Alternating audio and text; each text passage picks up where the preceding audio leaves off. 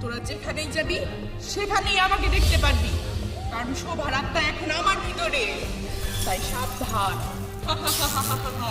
ভাইজান এখন কি হবে?